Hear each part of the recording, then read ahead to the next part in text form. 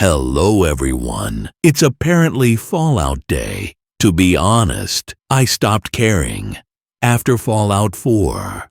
But I guess I'm here like so many others, just to see the train crash. So let's get to it. Peggy 18.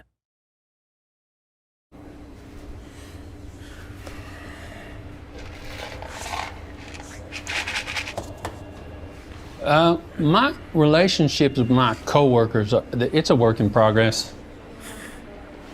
I've been working with HR on what she calls it the body odor opportunities for me. He doesn't even look like a ghoul. He looks like a zombie from The Walking Dead. Well, apparently Bethesda doesn't know the difference. It's not the first time. In that show, ghouls were definitely just zombies, and in Fallout 4, they were just soft-looking zombies.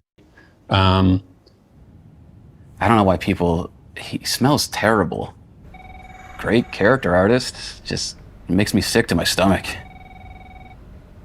I have candles. People think I hired him. I didn't.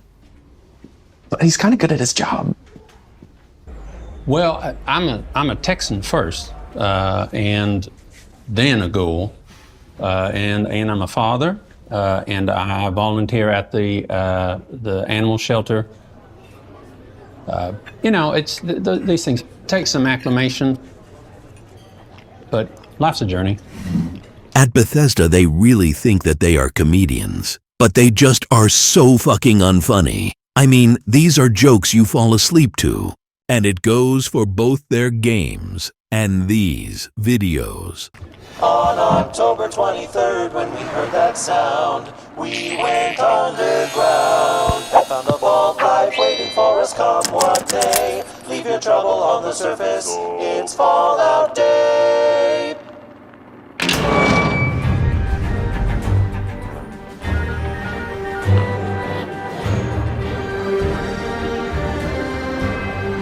Hi, I'm Jess Finster, Community Director for Bethesda, and I'm so happy to be here in Bethesda Game Studios in Austin, Texas, welcoming you all to our first ever Fallout Day broadcast.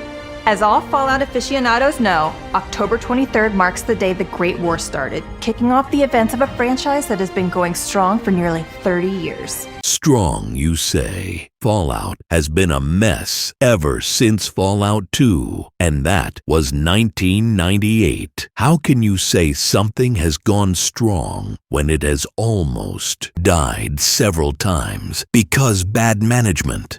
To mark the occasion, we're celebrating all things Fallout, including the amazing community that brings our worlds to life. This year, we've seen more players in Fallout than ever before, setting record numbers across almost every title in the franchise. In Fallout 76 alone, we've now passed 20 million players. It really is hard to believe that there is so many people with such a bad taste in games. So whether you're a longtime Enclave devotee or just discovering Fallout thanks to the brilliant show from Kilter Films and Amazon Prime. Brilliant? Really? Okay. Yeah, maybe on Bethesda's lazy standards, who don't care about canon or story making any kinds of sense. Welcome, new Vault Dwellers. One thing is for certain, Fallout truly has one of the best communities in gaming. Yeah, it has. If you like toxic positivity. We at Bethesda Game Studios have seen your cosplay and memes, and we've watched your videos and streams. We've visited your vaults and taken tours of your incredible camps. Your constant creativity truly gives us life. But most of all, we've seen your feedback and we feel your support. Support, huh? So you don't really care about that feedback, at least not all of it. And that explains why you think Fallout has best fans. Oh boy.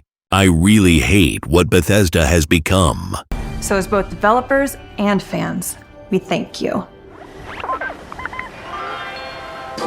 To start the celebration off right, if you've never dabbled in apocalyptic Appalachia, but always been curious, guess what? You can play Fallout 76 for free until October 29th. I would not play it, even if you paid me. For a limited time, we'll also be running Twitch drops. Watch the Fallout Day broadcast and your favorite Fallout streamers between now and November 20th for a chance to earn the Rusted Pumpkin Lantern and other goodies. Also through October 29th, you'll find discounts on all Fallout products pretty much anywhere on the internet. And just like the Wasteland, these deals are going nuclear. Get massive discounts on Fallout titles and atoms for Fallout 76. We're not just showering our console and PC players with love. The Fallout Shelter community is huge. Really? Somebody still playing that shit? And we've got some fun surprises for them today too. For today only, you can grab the free Fallout Day bundle that includes Lucy, Maximus, and the Ghoul. So if you haven't downloaded Fallout Shelter, or it's been a while since you played, now is a great time to jump in. Last, and maybe most importantly, stay tuned after the Fallout Day broadcast where our friends at Fallout for Hope will be doing a live post-show and the first annual Fallout Day community parade. This in-game event is produced to benefit the St. Jude Children's Research Hospital and will feature floats, musical acts, and other special guests with stories of players around the world who love Fallout. Shout out to Ken and the entire Fallout for Hope team for always being such a pillar within the Fallout community. Now let's jump right in and take a look at Fallout 76 and get a peek at... Jess, you okay? Yeah, I just need a minute. Whenever you're ready. Okay. Sorry, can we go back up a little bit? All right. Now let's jump right in with a look at Fallout 76 and get a peek at what's coming next in Appalachia. Happy Fallout Day! Oh, this is cringe as fuck. I'm not sure if I can make through all of this.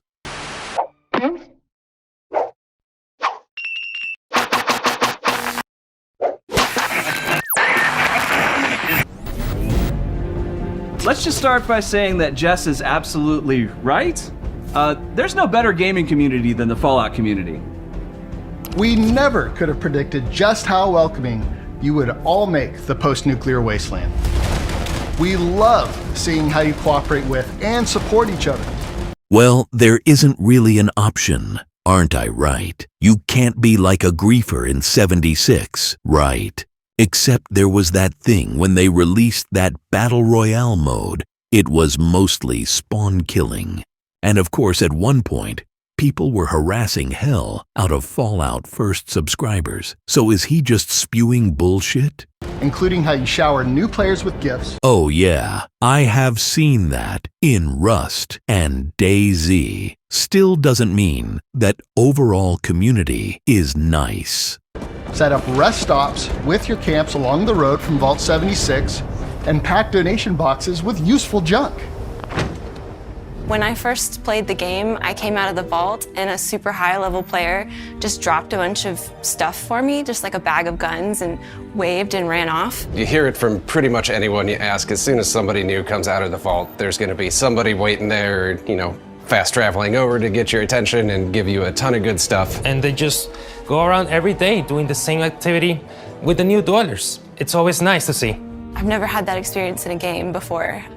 Have you played a game before? And then it's funny, a year later, now we have a Dropbox that is sitting outside of the entrance of the vault that I got to make. So it came full circle. Fallout 76 is a labor of love. We're hugely thankful for your feedback over the years because it has inspired some of the biggest updates since launch and has helped make the game what it is today. We've tried everything throughout over 50 free updates. Each one is only getting more wild, more ambitious, and obviously more Fallout. Well, it's obvious for me that you have no idea what Fallout is. And we have no intention of stopping. Yeah, unfortunately not. That's why so many of us has given up on Fallout and on Bethesda as a whole. It did something weird with my hand. From major content expansions like Wastelanders, which brought life back to Appalachia, To expeditions that took us to exciting new locales like the Pit and Atlantic City. and even to our latest major update, Skyline Valley, which gave players their first Appalachia map expansion and the means to run their own caravan company in Milepost Zero. Isn't that funny? Running your own caravan was only one that is at least mildly interesting to me. And it's not just that. We're always considering quality of life features too. From free cam and camp building to one wasteland level scaling, a lot has changed in Fallout 76 over the past 6 years. The returning settlers and raiders you've helped, the games you've played at Nuka World on Tour, the 51.5 million camps you have built to bring the map to life. We love seeing how you've made Appalachia your own, and it truly feels alive. Does it really? So keep it up. Tell us what you want to see. Shout it from the mountaintops. Or if you don't have any mountains nearby, just go on Reddit. Or Discord. Or send a messenger, Brahmin. And join the public test server. We want to hear your feedback. Oh, do you really? Keep helping us make Fallout 76 the best and biggest Fallout game we can. We read everything on Discord and the subreddit, and it's really important for the process. So please keep it coming. That's how we make the game better. Dogmeat's an incredibly hard worker, and we would be nowhere without him. Whenever I need something, he'll just show up and it's like, hey, here's your lunch, or here's a severed hand. We had this one meeting about hours and how long it is for dog meat.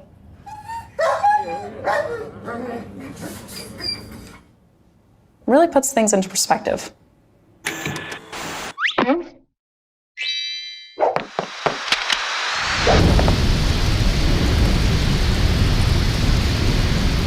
It's going to be a busy December for Fallout 76 players.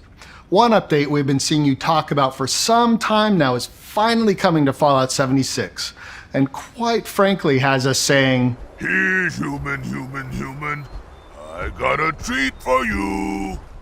Camp pets are coming to Fallout 76. Soon, you'll have fuzzy friends to bring your camp to life. There will be 2 pets to start, a cat and a dog. Let's answer the most important question right now. Yes, you can pet them. Firstly, who the fuck cares about petting animals in a video game? I really don't get it. Secondly, that petting animation looks like shit. It's like he just waves his hand in front of them. You'll be able to interact with your pets, dress them, and even place furniture like a cat scratch pole or a bona fide bone-filled dirt pile in your camp for them to enjoy. And we're not stopping it too. We want to see a wasteland that's full of all different kinds of pets. So keep an eye out for more furry additions in the future, and maybe some that are not so furry? Yes, you can pet them. No, don't cover me up! Razzle dazzle. Also coming in December are player titles. These will include a prefix and a suffix that you can combine to make your unique nuclear nickname. I'm excited to see what kind of player title combination players are going to come up with. Midnight Bot Beater. Gulper Technician. Gleaming Raid Rookie. Scorched Sat Seer. Bloodied Adventurer. I play a bloodied player quite often, so it kind of fits with that. You'll earn them as a reward from doing anything from completing quests and challenges to defeating epic enemies. Now, if you're looking for something more irradiated, take a look at our next December update. Deep in the scab slopes of the ash heap, old scars are torn open when we introduce the Gleaming Depths.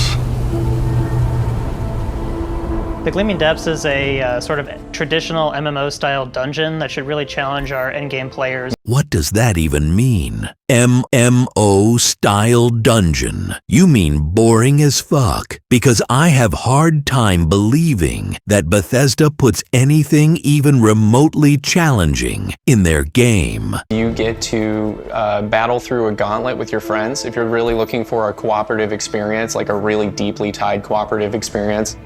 This is going to be high difficulty content that's going to really drive our endgame users. The idea was born in a Bethesda Game Studios game jam, but quickly amassed an inter-studio cult following through the magic and wonder of puppetry. Oh dear God, save me from this suffering. John's puppet has been a huge inspiration for us.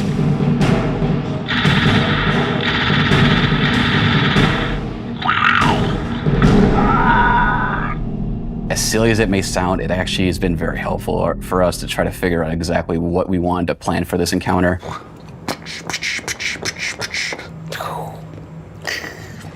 Raids are an exciting spectacle that give our experienced players a new challenge to overcome. These are players that have been playing the game for years, level 300-ish plus. You'll need a tight, well-organized squad of up to 4 players. You are calling a 4-man dungeon a raid, really? And y'all need to come well equipped to even stand a chance at surviving the terrors within. The Gleaming Depths is home to an abandoned Enclave research lab where scientists were studying a phenomenon they call ultragenesis, the spreading of ultrasight through the Earth. Your team will have to fight through several incredibly demanding encounters. And once you start, there's no turning back. You win or you die. And if you die, what then? The first encounter you'll come to is the Guardian. Think of it as a mechanized doorman which is maybe a little too good at its job. If our heroes survive, they delve deeper into the complex and come upon a giant drill room. Part of the group will need to defend the drill from being ravaged by mole miners, while another part sprints through the nearby dark halls to gather the energy for powering it up. There's just one catch. The Stalker, an ultrasight-crazed maniacal juggernaut who wants only to kill you. So how is it any different than any other hostile NPC? Good luck with that. Brave adventurers who outsmart the Stalker will next find themselves face to face with the tectonic trifecta of terror, Enclave Squad Epsilon. Agents Vulture, Lynx, and Bloodhound demand precise teamwork to overcome for players to deliver the final blow. When players think they're through the worst of it, the Stalker returns and is hell-bent on revenge for your team's earlier trickery. To overcome this foe once and for all, you'll need to delve deep within the horrid halls of an Enclave research laboratory long lost. It's been an excruciating journey. Take a few minutes to bandage your wounds, polish your gear, and muster your mettle because you're gonna need it when you face the ultrasight terror of the Gleaming Depths. Oh shit, any of these bosses have no business being in Fallout. It is painful how Bethesda has bastardized this franchise. My favorite thing about the Gleaming Depths is the ultrasight terror. It's definitely the biggest boss in Fallout 76, and it might be the biggest boss in a Fallout game in general. Yeah, and that's a problem Bethesda has had since the beginning, thinking that we need big bosses and spectacles when Fallout was never about that. Before Bethesda got their hands on it, it all started on Fallout 3 with those super mutant behemoths, and look where we are now. It just keeps getting worse. When you first see this thing, it is very intimidating. It is huge, and you're going to feel like there's no way around it. It's seeing people jump out of their chairs and flee in terror is always makes me happy. So before you even set off for the Gleaming Depths, you want to make sure your gear is up to snuff, because with high risk comes high reward. And what is that risk exactly? You have to start over? Oh boy. Don't hype up something as risky if it is not. And we know Bethesda is terrified to punish players. And these rewards are legendary. And what's more legendary than a 3-star? 4-star legendaries. Oh yeah, 1 whole star. Get hyped, everybody. Oh god, this is a fucking joke. 4-star legendaries are top-tier, highest-level weapons and armor that will be critical to maximizing your build. For example, I love having Slayers equipped on my Plasma Caster, as it gives me a massive damage boost to legendary and raid enemies alike. Take that, Ultrasight Terror. To craft a 4-star legendary, add any 4-star mod to a 3-star legendary, and you're on your way to killing the baddest beasts in the land. That seems like a lot, right? Well, we're still not done. Hey, Bill. Oh, hey, Dave. Coming in early 2025, for the first time in Fallout history, you'll be able to transform into a ghoul. Okay, that could be a good mechanic in a good Fallout game, if done right. Except you probably should not be able to become one, because it's supposed to be long and slow transformation, not instant. So good Fallout game probably would give you option to play as one from the beginning, and not something you can become later. Once you hit level 50 and complete the ghoulification quest, you'll be able to experience all the benefits of life as a ghoul. You'll no longer have to worry about catching a bad case of the rads because you'll be immune to radiation damage. In fact, you'll crave it. Crave it? What the fuck? I don't think they should be even immune to it, only highly resistant, because that's how it is in the lore. Even in Fallout 3, ghouls want that purified water, and they sure as hell don't crave radiation.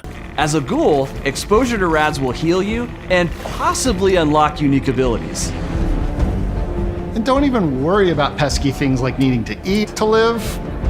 So now they don't need to eat anymore. Again, why does Bethesda keeps flip-flopping on this?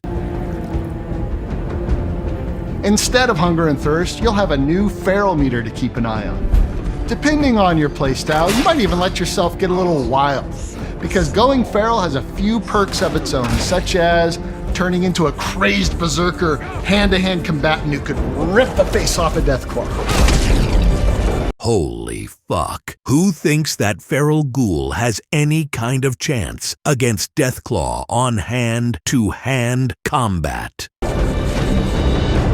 Players who choose to live life as a ghoul will also get access to a suite of ghoul-specific perk cards to use in addition to the existing human perks. This, coupled with a ghoul's immunity to rads, will open up dozens of new playstyles for players to experience the Wasteland. But being a ghoul isn't easy. Ghouls get a bad rap, and many NPCs and factions like the Brotherhood of Steel won't take too kindly to your new look, even if you do have a fancy new hairpiece.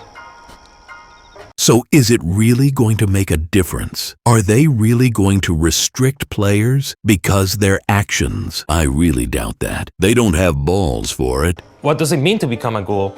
Does that include new abilities, new perks? Does that include narrative options that will take place? For example, the Brotherhood of Steel, who do not take kindly to ghouls. It'll be cool to see like ghoul parades and ghoul camps and ghoul friends. So one of the new perks that are coming up with ghouls, which I think is my favorite, is called Battle Genes, which is a perk that will activate as soon as you're in battle, that will heal the ghoul because you're feeling the adrenaline rush, you're training for battle, so your body is getting ready. That's your favorite. Really? The one you want to showcase? That tells me there is not going to be any interesting ones. For ghoul players who still want to complete storyline quests with factions that normally wouldn't ally with a ghoul, there may be a way to fool them. Yeah, and here we go. Your actions never have any consequences. And if it turns out being a ghoul just isn't for you, players will be able to revert back to human. Of course they fucking can. Since when has there been a cure for ghouls? And why hasn't all ghouls taken it? This shit just doesn't make any sense. They have thrown all the resemblance of canon out of the fucking window, and now they just don't care anymore. I feel like before they tried, but were bad at it. Then they got called out for it, and now they have just given up. But come on, don't you think Smooth Skin's a little overrated? This update is something we are very excited to get into your hands, and we'll have more to share in the coming months. Promise I'm not a diva.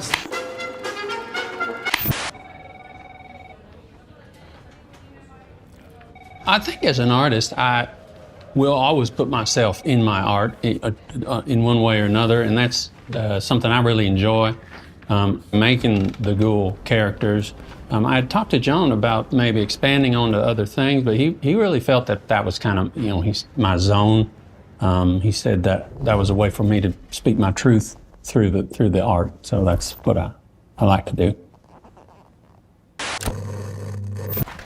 Well, before we say goodbye, we wanted to say thanks again to all our fans that played our recent map expansion, Skyline Valley.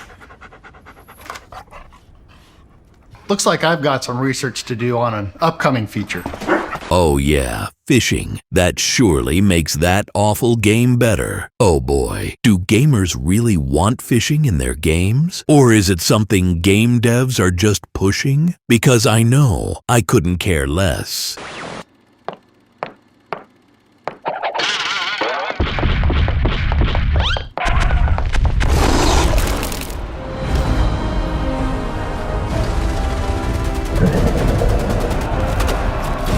Thank you for joining our big Fallout Day celebration. It was so great getting to share all the fun updates to come. Personally, I can't wait to play as a ghoul. Speaking of the ghoul, to our wonderful friends at Kilter Films. On behalf of the entire Fallout community, congrats on your Emmy wins. I think we're all a little bit eager to see what happens in Season 2. Nope, not at all. First season was so shit that even good second season could not fix that. And just a reminder, be sure to tune into the post show with the folks from Fallout for Hope. For anyone that wants to wet their whistle with the Sunset Sarsaparilla and live that real New Vegas experience, come hang out with your friends at the Pioneer Saloon in Good Springs, Nevada, where the entire town will play host to the unofficial Fallout fan celebration. They've been doing it for years, and it's amazing! Yes, it is. So don't go and ruin that too. So on November 16th and 17th, if you see us, come say howdy. On a personal note, seeing things like the Fallout meetup happen organically is incredible. I've had the opportunity to see this community grow and really embrace all things Fallout. I really do believe you are a huge part of what makes this franchise so special. That said, as it is our first ever Fallout Day broadcast, and saying goodbye is harder than fistfighting in a Assaultron with no chems, we just want to take the time to celebrate some of our favorite moments from development and the community. Now, my favorite thing about Fallout is just the world, the alternate history, the retro sci-fi. Just the world is an answer you give when you don't know anything about the IP. And it's not retro sci-fi, it's retro futurism, which is quite a different thing. All the little random things that you can find out in the world. All the little random things, huh? So you don't know anything about Fallout either. First time you find power armor, and you get to go and blow things up. And you like the meaningless spectacle. Great. Unlike so many other worlds, it's one of the most playful and interesting to build in. The thing I like the most about the community is just how passionate they are. Seeing players be unique in a unique franchise. I mean, the community is one of the best out there. You know, they're the type of folks I'd like to hang out with. Some of my most favorite community moments in Fallout 76 are when I'm walking around Appalachia and I'm able to look at other people's camps and they meet me there and they show off what they've built. I think it's just awesome. I once saw somebody dress up in cosplay mirroring an animation that I had created. A guy sitting on a chair playing a tuba. It was amazing. I love that the community has started visiting the real-life Fasnacht event in Helvetia and brought masks that are directly from Fallout 76. Who doesn't love chasing those rare masks, those glowing masks? That's when I knew 76 was going to be a world that could live on forever. Let's hope not. Oh, better. Watch out for that mold.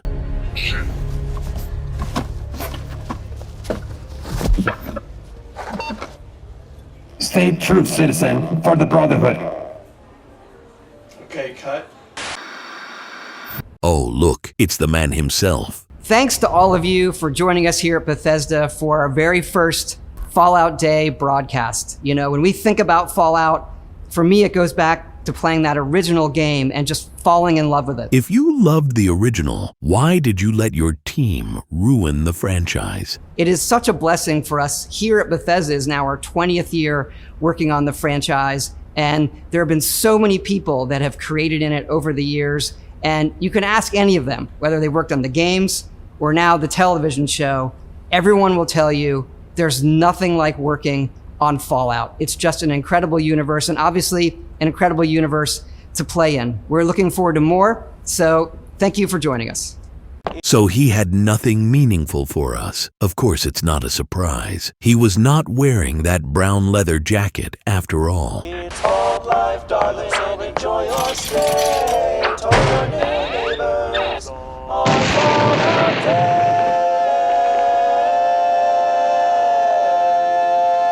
Thank God it's over. Well, that was painful. If any of you are still watching, you are real troopers. I think I need a really long rest now. So it's bye for now, and see you in the next one.